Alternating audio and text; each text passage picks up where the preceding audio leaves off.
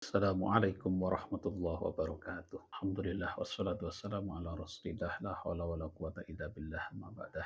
Saudara sekalian, mahasiswa Sekolah Tinggi Wali 9 Semarang, mata kuliah Tafsir Tarbawi yang saya banggakan. Alhamdulillah pada kesempatan ini kita bisa berjumpa secara online melanjutkan perkuliahan sebelumnya berkaitan dengan tafsir Tarbawi atau tafsir ayat-ayat Al-Quran tentang pendidikan.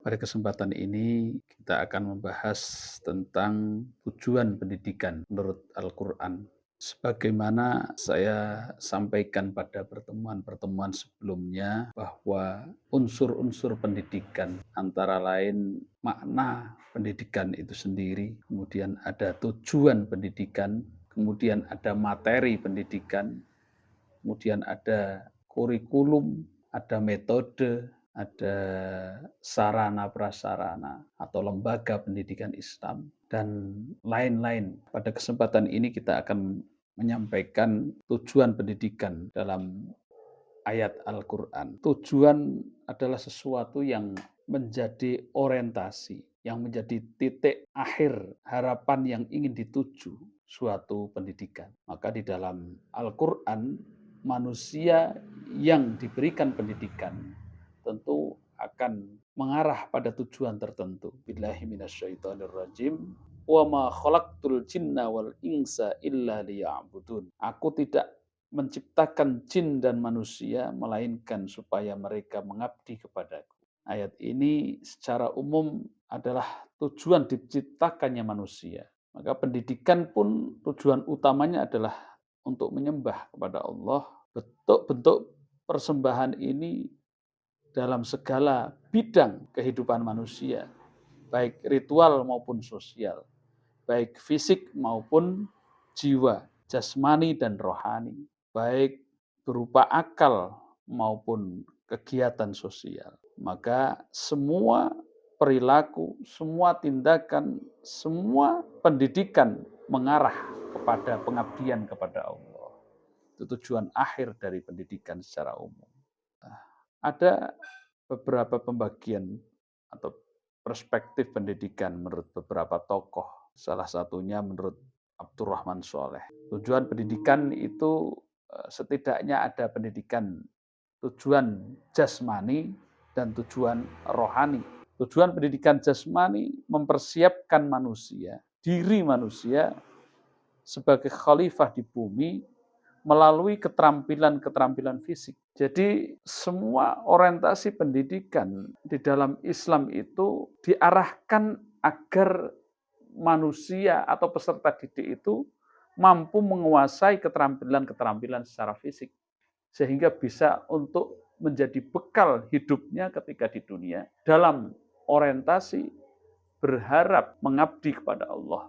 Sehingga kegiatan duniawi bisa mengarahkan kepada kebahagiaan dunia dan kebahagiaan akhirat. Jadi membekali keterampilan-keterampilan ini juga dalam rangka mengabdi kepada Allah. Yang kedua, tujuan pendidikan rohani. Bagaimana agar pendidikan ini berorientasi dari kekosongan, diisi nilai-nilai agama, nilai-nilai religius, nilai-nilai ketuhanan.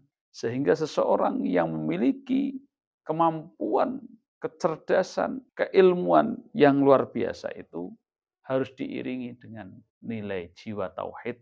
Sehingga semua keilmuannya itu dalam rangka taat hanya kepada Allah.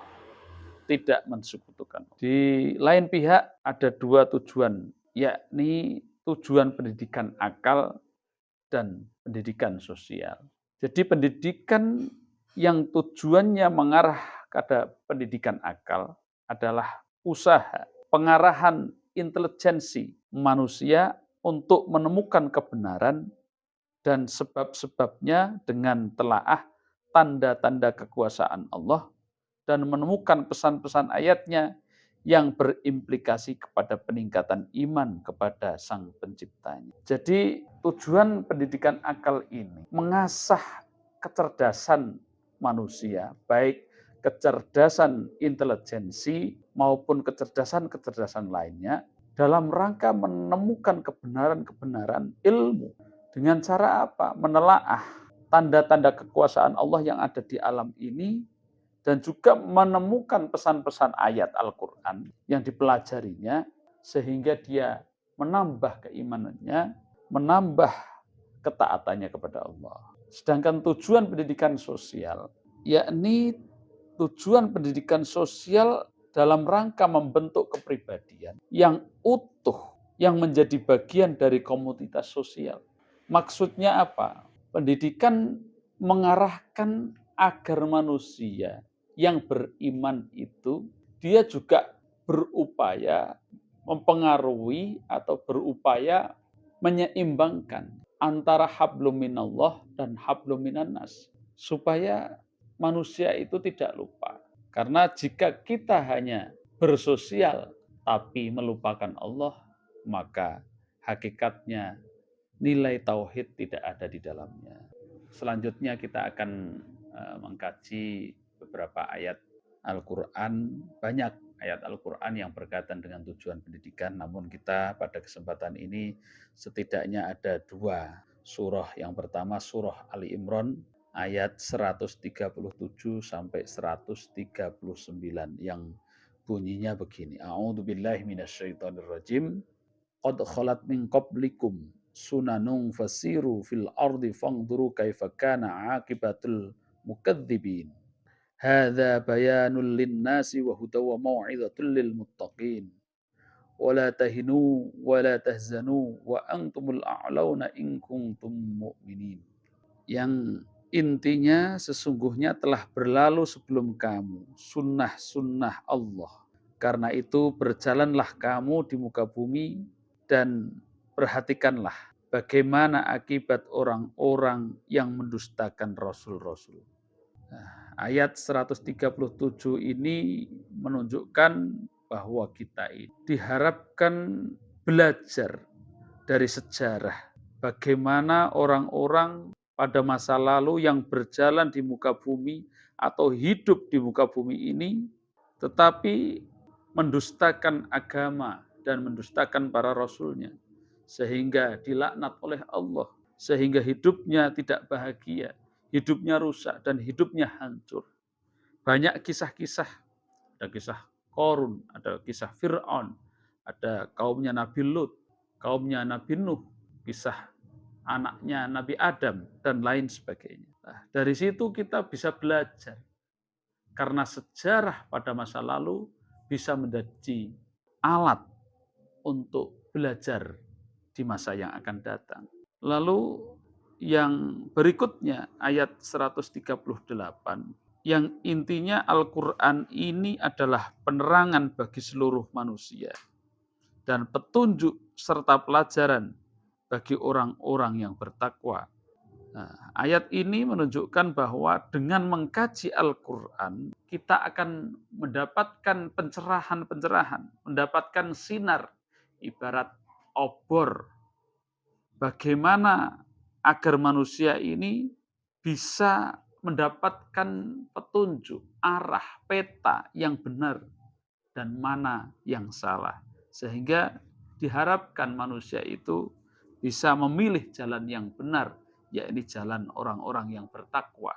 Pendidikan ini harapannya bisa menunjukkan kepada manusia mana jalan yang baik, mana jalan yang buruk, mana jalan yang fujur, mana jalan yang takwa. Lalu ayat yang 139, janganlah kamu bersikap lemah dan janganlah pula kamu bersedih hati, padahal kamulah orang-orang yang paling tinggi derajatnya jika kamu orang-orang yang beriman. Nah, ayat yang 139 ini maknanya kita itu diharapkan menjadi seorang yang mukmin, orang yang bertakwa, yang kuat, bukan yang lemah, dan dilarang bersedih hati agar hidup ini selalu riang, selalu gembira, selalu bahagia dalam kondisi apapun, sehingga menjadi orang yang derajatnya tinggi diangkat di hadapan manusia maupun di hadapan Allah karena ketakwaan kita, karena keimanan kita. Maka ciri-ciri orang yang takwa, yang beriman itu antara lain ia kuat dalam segala hal, dalam kebaikan, dan juga selalu bahagia dalam kondisi apapun, ia menganggap baik dalam kondisi apapun, dan mendapatkan derajat yang tinggi